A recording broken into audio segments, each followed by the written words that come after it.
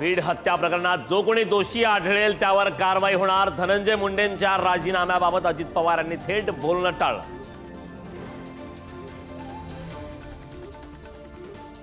परळीतले police Valmik Karad आणि धनंजय मुंडेंच्या नावावर हप्ते गोळा करतात। पैठणमधील मोर्चात धस यांचा हल्लाबोल।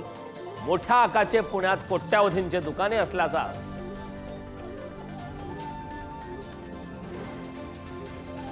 भविष्यातील निवडणुका आम्ही स्वबळावर लढू, नारायण राणेंचं वक्तव्य। महापालिका निवडणुका भाजप स्वबळावर लढू शकते एवढी भाजपची मुंबईत ताकद। राणेंच्या वक्तव्यानं चर्चेला उधाण। आजपासून राज्यभर भाजपच्या घर चलो अभियानाला सुरुवात। घरोघरी जात सदस्य नोंदणी। स्थानिक स्वराज्य संस्थांसाठी कंबर कसली। 1.5 कोटी सदस्य बनवण्याचे उद्दिष्ट।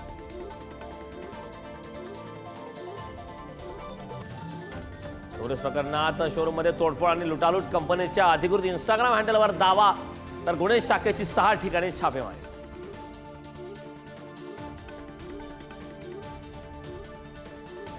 बापलेकाच्या आत्महत्येनं नांदेड हादरलं। मोबाईल न घेऊन दिल्यानं मुलानं घेतला गळफास। नंतर पित्याचीही गळफास घेत आत्महत्या।